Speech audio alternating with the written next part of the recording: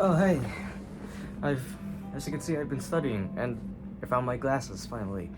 Ever since I've been Ninja Gaiden on the NES, I've been mastering the ways of the ninja. I've been honing my skills ever since, and that's a gun. I wouldn't stay away from that horrific creature, but it's a yearly basis for me to do something that's at least ninja related. So, here you go instead. Ghostrunner is an action platformer developed by Slipgate Ironworks and One More Level. Real original name. I think the people who fiddle around an elevator might be the only ones to find this name unoriginal. This game was released for the PS4, Windows, and Xbox One in October 2020, and the Switch in November, followed by a next-gen release for the PS5 and Xbox Series X and S. Ever played Spider-Man, Cyberpunk, and Celeste? Well, this is basically that whole combination of games. This game stuck in my mind for a while since I saw the pre-order trailer, and during the nearly 3 years since it launched, I forgot it even existed since it came around the same time as Cyberpunk released, until it was free in the Epic Games Store last Christmas, and that's another reason why I wanted to talk about this game. Upon watching the pre-order trailer, I was blown away by the gameplay. It reminded me a lot of Dying Light with all the parkour and stuff, and the one thing that stuck with me was the combat. It's so fast-paced and thrilling, so immediately after buying the game, I downloaded it and gave it a try. As you can see, after playing Ninja Gaiden, I suddenly forgot we live in a first-person perspective. You're alive. Can you hear me? They are already looking for you.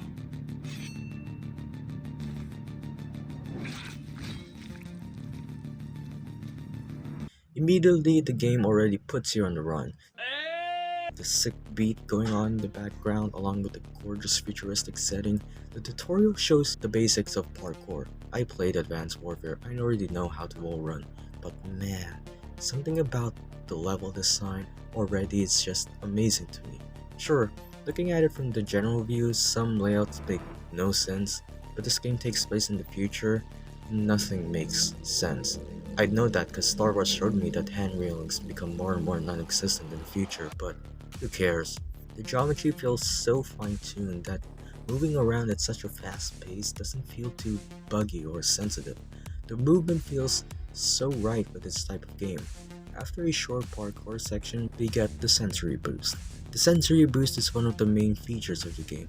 Being able to strafe and avoid the enemy projectiles and dash towards the enemy and slice them up. This has probably been one of the first in-game mechanics that managed to leave such an impression on me since Spider-Man PS4. I can't really say how, but something about the sensory boost feels so satisfying if it's pulled off correctly.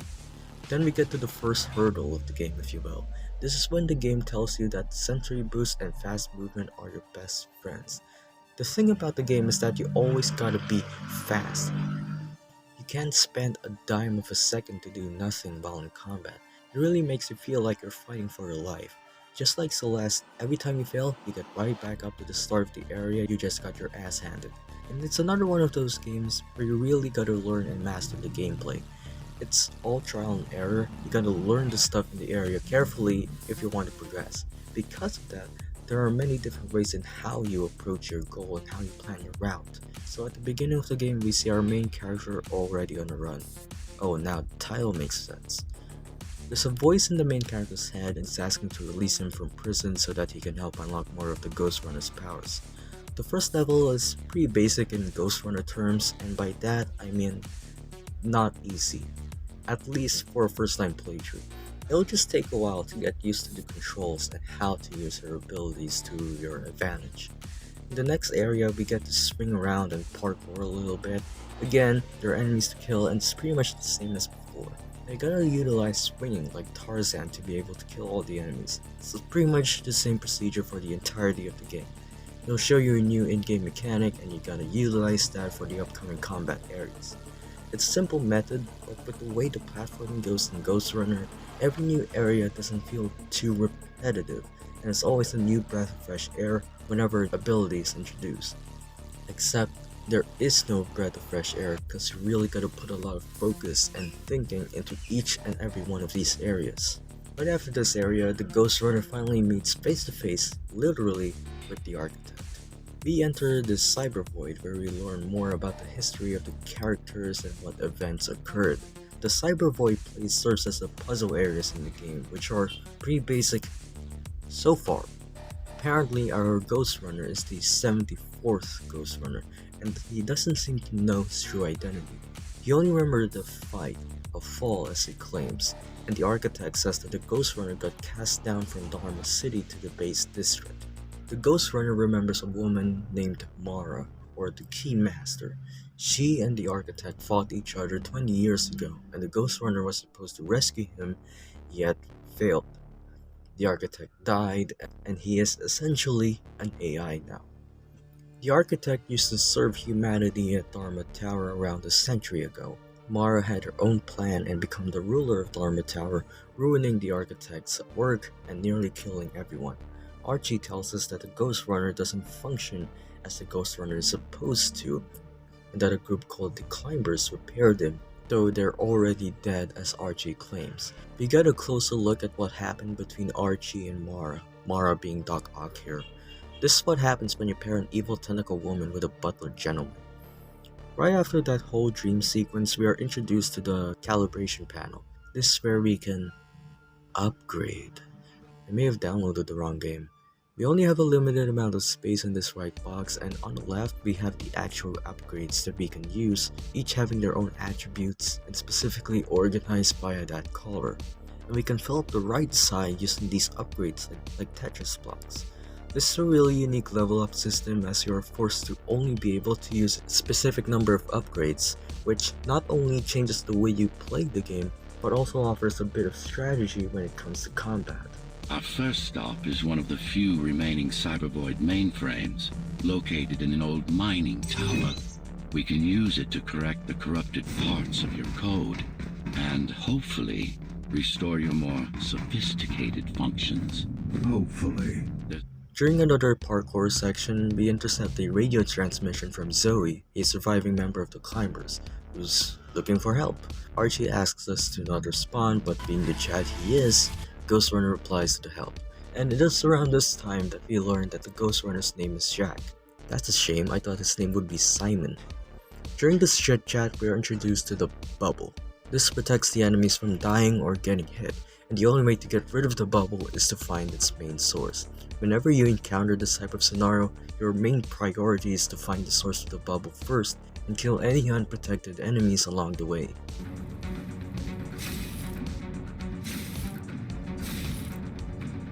How you guys doing? We get to another Cyber Void mainframe, solve another Tetris puzzle, and we get a new ability called Blink. Years of staring competitions have gone to waste. This ability allows you to target 3 enemies at once and slice them in a single dash. Targeting enemies is a little janky here in my opinion. You really need to aim very specifically to target more than 3 enemies. This ability is really good with the right upgrades. Blinking is faster than dashing, and because of that it can get you out of sticky situations more easily. Hey guys, welcome back to the same fucking place again. Of course, being in a futuristic setting, the enemies must have more advanced weaponry, so may I introduce you to the goddamn Terminator? This guy is annoying. He leaves a long trail of bullets, and it can be very hard to avoid. But unlike the regular baddies, this guy needs time to rest and go on vacation, so you have plenty of time to give them the work treatment. There are many ways to take care of this guy, but I'll just state the 2 obvious ones. The first option is to strafe away from his gunfire, and the second option is to parry it like a madman. Then we enter this facility with deadly laser beams scattered around for platforming reasons and unnecessary sci-fi crap. It's just that the game is called Ghostrunner, not Ghost Raider. I don't want to wait for the floor to move, I want to run. Some decided to fight back. My parents, their friends, Saul.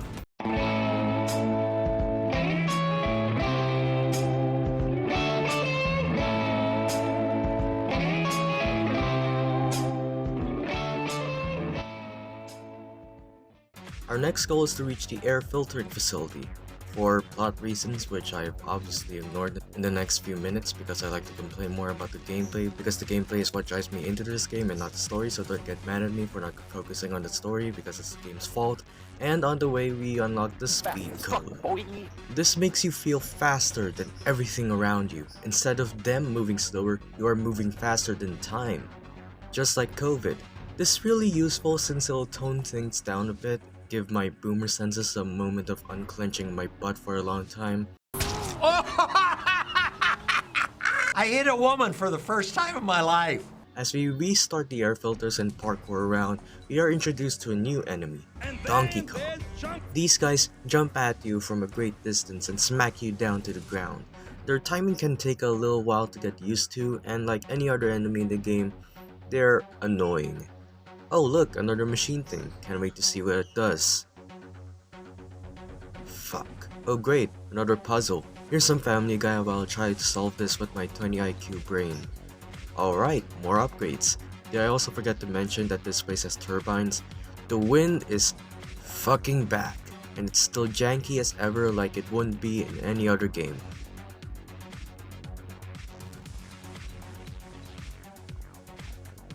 It's only a matter of time before the enemies have their own shields. Great. Luckily for us, these guys move like old people, so we have plenty of time to take them out. Then we encounter these malfunctioning Beyblades, and we can stop them by pointing at them. We're still somehow living in the 50s. Next we get the Shurikens power up. These guys are used to disable these panels for a limited time. Pro tip, shoot the panel that's closest to whatever it's connected to. You're welcome. But what I love about them most is that you can just spam it and use it as an actual weapon rather than just a platforming and puzzle gimmick. Finally, we can shoot things now. It's about time we have a gun. Great, more puzzles. Actually, this one's pretty easy because it doesn't require you to solve a Rubik's Cube. So let's just skip to Ohayo gozaimasu. Yes, I speak Naruto, and welcome to present day Tokyo. This is exactly how I remembered it after watching Jujutsu Kaisen. We gain the ability Tempest, and it's much like the Force. You push things, enemies, and bullets. That's pretty much it. After 5 minutes of solving Tetris, yes, that's how long it took me, we are introduced to a new enemy, an Oreo cookie. These guys shoot a wide projectile that requires us to dodge underneath them. Good luck dodging them in the air. Oh, this is troublesome. How do I disable it? First, you should get on top. You could probably cut it down. It won't hold without the supporting cords. Hey guys, welcome to the first boss of the game, Tom Tower. Yes, that's what it's actually called. And all we have to do is to swing our way to the top and cut the cords just like the hospital. The problem here is that there are too many goddamn lasers. Remember that final boss fight in Spider-Man PS4 where you fight Doc Ock and have to avoid touching the ground and avoiding the rocks he throws at you? Imagine that, but with the entire US military strapped onto his back. I would like to take this moment a while just to say that this is the literal definition of insanity. And I've beaten this level in Celeste. Don't you dare try. Jerry. Rum. I can only say 4 things about this boss. Insanity, torture, hard as fuck, and too many lasers. After you got the first chord, we are now playing a game of Don't Touch the Lava. Just like Tom the Cat, he spews rage around the walls and kills you if you touch them. Then halfway to getting the top, the lasers are back. Just what I need for a boss fight. More unfair bullshit. You know what? This is getting too much. Let's have a moment of reflection. Close your eyes. Imagine you're in a nice, cozy place, free from stress, with the sounds of nature accompanying the sweet melody of life.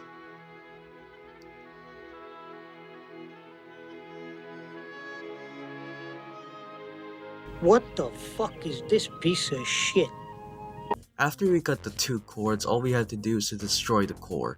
This boss fight is unique. Usually the second phases tend to be a lot harder than the first. Here it's actually not that hard, so I'm just gonna stop all of this now. Please leave the station in an orderly fashion. As expected, it was no match. That boss was a pain in the ass. Hello everyone and welcome to Night City. Hope you like zip lines. This place is gorgeous. Sure, you can see me trying to get this game over with, but I truly admire how amazing this setting is. This game is like 30 gigabytes, yet it still looks better than the new 1 terabyte Call of Duty game. After beating Big Ol' Tommy, we are now on the run to the repository to gather some more data on Project Ghostrunner, and you know what that means. Upgrades, people. More upgrades. Here we encounter our new enemy, the Amazon delivery drones. You know, they don't pose as much of a threat as I expected them to be. These guys mostly serve as a platforming gimmick rather than an actual enemy, but there are parts later where they can actually kill you. I just noticed these buildings are quite tall, and I can't get over to each one because I'm a ghost runner, not a ghost jumper. Luckily, we have jump. It's simple, you jump. Speaking of which, there's nothing to speak of onwards except for the architect's rambling. It controls the flow of resources between the city, Mara's controls the flow of resources saved. So you know what, I'm just gonna jump to the next level. You know, I haven't seen many melee enemies in a while. Typical anime weeb. You can solve all your problems by parrying, even a nuke. These guys leap at you from a great distance and attack you with their puny katanas. Yeah, mine's better cause I have a CSGO skin attached to it. Pro tip, spend more money on CSGO. But unlike any other enemies we have encountered so far, except for the dudes with the pistols, these guys can be parried. Oh my god, femboys still exist. You know, I haven't seen any new enemies yet. Oh god, sniper. What else can I say? Alright, so in this part, close combat is not the best option. The best option here is to parry. This is a great way to practice the timing in this game. It took me roughly 6 minutes to get past this part, by the way. Oh great, another puzzle. For this specific puzzle, you fuck around and find out. That's it. Hope you learned from your geometry class, cause you're definitely gonna need it here. All we have to do is to grab a bunch of orbs, and for lore reasons, we're here to find the data we're looking for. Strange. It's gone. The data's not there. Then get me out of here, I don't want to But do the this server's shit. Intact. Oh my, it's a woman. We gotta chase her. And to prove our speed, we gotta chase the train too. This part's awesome. I like train sequences in video games, and you can't have a train sequence without having to avoid obstacles. I somehow keep getting hit by those damn barriers. Am I that fat? Oh, it's a fellow fan. Alright. That's your stop.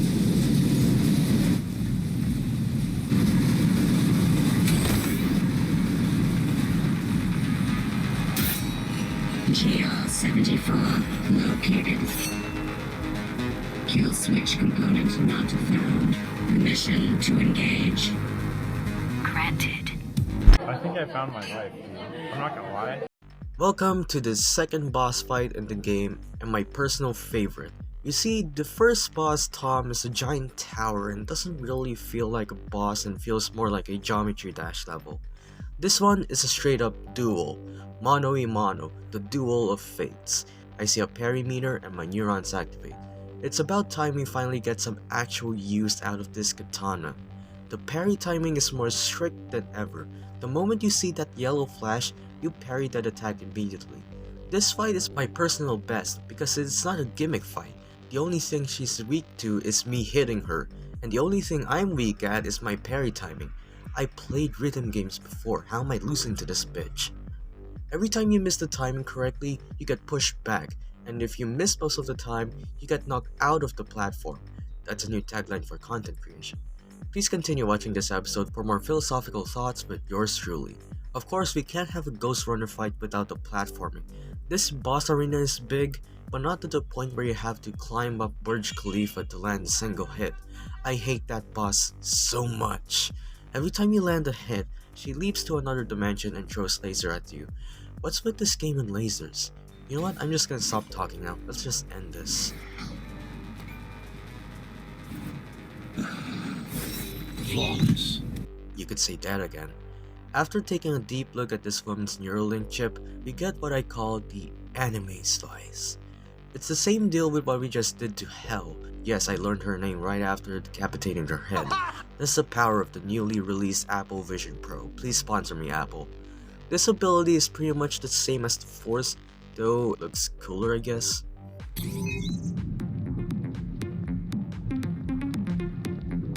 You're getting close to the core. Security is getting much tighter. There are sentry guns ahead. I can't hack them. Welcome to LA. I've never been there, but I imagine that place is filled with garbage. Here we have the turret. Just avoid them.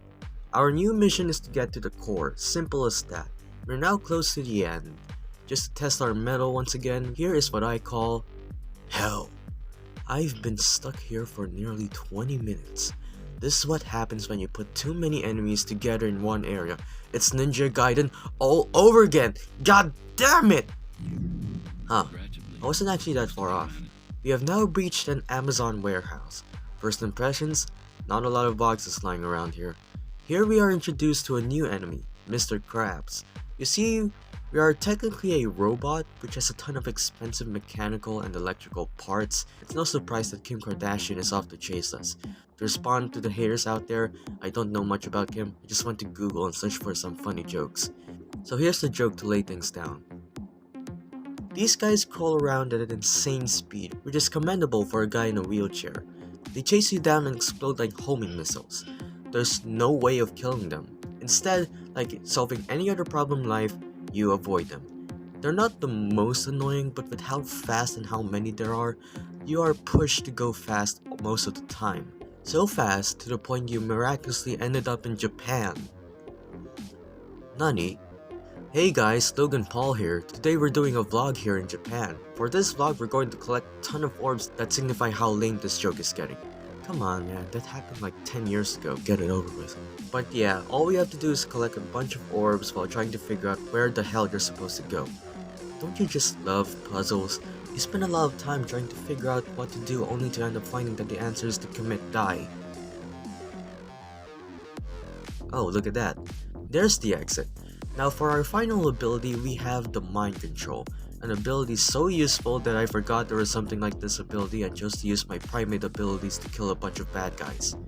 On the way to the core, now I don't know if this is a glitch or not, but whenever I get the shurikens and try to throw them while holding on to the railings, I die for some reason. And there aren't any enemies trying to gun me down or chase me, I just die for no reason. This only happened a couple of times, so it wasn't like a hurdle to take care of, but it is something that I want to point out. Right after this glitch, we enter Mikolash, the host of the nightmare. This pussy won't stop moving around. To counter his shtick, we must resort to Hawaiian violence and go faster than light. Like hell, these guys throw lasers at you. This isn't much of a problem, but they just won't stop! These used to serve as the laboratories of the world's top scientists. And I do mean the world. We couldn't save all humanity, but we could save the best of us. Hello, and we are now at the final level of the game, the Activision workplace. Suck, dude. They paid me 36% of industry standard for my job. The working conditions were terrible. That was basically it. This place, sucks. Too much green, too many enemies cobbled together in one area, and very little room to move around. It's Ninja Gaiden all over again! Now we encounter the last enemy of the game, rats. Get it? Guess there are too many of them when they... Never mind. These guys can be annoying, and the only way to stop them is to swing your blade and hope for luck that you might get the actual dude. Oh yeah, if you kill the original guy, the clones stop attacking and disappear. I gotta say, I love this part. Somehow I got over this entire area in one attempt. I felt so badass that I should write a book. You see, that's the best part of the game. When you do something cool, it will definitely be cool, and no matter how many attempts it takes you, finishing off your enemies will never not be awesome. So, do you even know what drives you, puppet? What the endgame is? You have done nothing wrong, puppet, but I can't let you be. As long as that demon in your head exists. You're a threat to everything I've built. Hey guys, and welcome to the final stage of the game. Our goal now is to kill Barnacle's tentacles in this very small arena. Let me be honest with you, this is kind of underwhelming. The first boss is a literal tower of insanity, yes, but that one requires you to be precise with your jumps and dashes. It's a bullshit boss, but at least it gave quite a challenge. The second boss is pure anime. You parry the attacks and fight back after the boss gets tired. It requires a bit of platforming, but it mostly comprises actual sword-to-sword combat. This one is wait for the boss to do its attack and dodge out of the way. Mara still gave a bit of a challenge, but it just kind of pales in comparison to the other two bosses in my opinion. Most importantly, this is more so a gimmick boss. You wait for her to finish all her attacks, and when she does this one attack, you make sure it's aimed towards one of the generators. This basically Simon Says. The first boss is not fun, but I enjoyed the difficulty. The second boss cannot be topped. This one is just boring. So let's just finish this and just call it a day. Resist him, not me! I should have taken your head!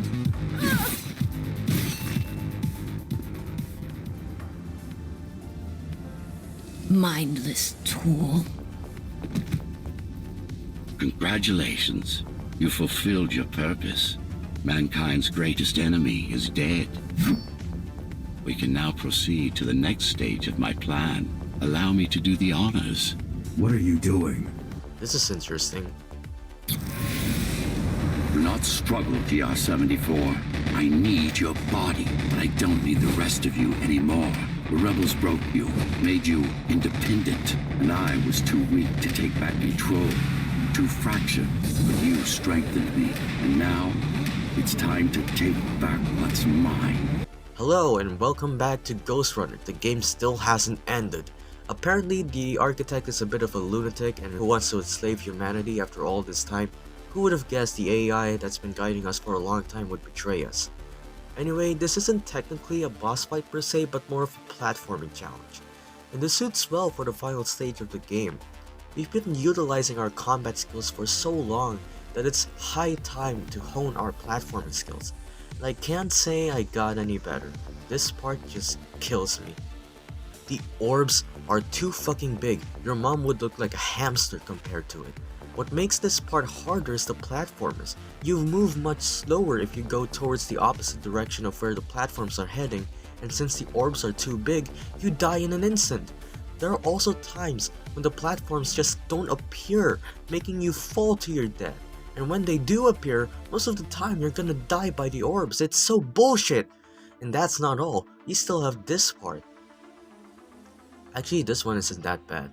It's still a challenge, but not one that makes you want to spend 15 minutes on it. Oh great, more orbs. Actually, this one's actually fine. You get more control here, but the limited space you have is definitely a problem here. So after all that pizzazz, we finally killed the architect. And let me just say something. I don't know why, but something about how the architect moves and looks just feels cartoonish. I don't know why, I'm just saying. Finally, Mara and her army of goons have fallen, the climbers grow victorious, and we are finally deemed a hero. A Ghostrunner. So that's Ghostrunner. It's surprising not a lot of people know or talk about this game because this is something you'd see pop up trending on Steam or something. The fact that only a very few amount of people make videos about Ghostrunner is a crime. The gameplay is absolutely spectacular, a perfect blend of fast-paced platforming and combat. The geometry of the levels work perfectly with the gameplay, and you can even run across parts of the map where you're not even supposed to go. It's amazing how they even thought to add collision with the background, because sometimes when I go off course, I can still wall run for a few moments and stay alive. The gameplay doesn't get old. Even if you don't use any of the abilities that you have, there are still so many ways you can take out enemies. Speaking of, even though the enemy variety in this game is not large, it's not much of an issue because every level in every stage is geometrically different, which means the enemy placement makes each encounter unique. So no matter if you keep adding all the enemies or even just the same enemy over and over, the layout for each area plays a vital role in making the gameplay not feel old. The story is fine too, it's nothing groundbreaking, but it suits well for the setting of the game well. It's cool, it's awesome. The game does feel a bit short, especially with the story, but the whole premise of the game is running, so I guess that's what makes that up. After you beat the game, you get the ability to replay the story in hardcore mode. The layout is slightly different, there are more enemies now, it's essentially New Game Plus. There are still game modes you can try out even if you haven't beat the story. You can select levels in the story mode. There's Kill Run, where you start with a certain amount of time and you gain more time by killing enemies and collecting orbs. If the timer runs out or you get hit, you die and have to restart the level. I can't say I enjoy it, but it's a nice addition. And then there's Wave Mode, where you have to beat 20 waves of increasingly difficult enemies while being rewarded with randomly chosen upgrades between each wave. This is essentially the roguelike mode of Ghostrunner. This mode suits well for the games, especially since you can mix and match the upgrades in the game that suit your playstyle. But with how roguelikes work, you essentially have to make do with what you have. This is essentially the best addition to the game. But of course we can't talk about the DLC, Project Hell, which I'm going to talk about next time because I can't afford it yet. Why are all ninja games so difficult? Why? Just do it, man. I don't care anymore. What's this? Oh, you gotta be shitting me.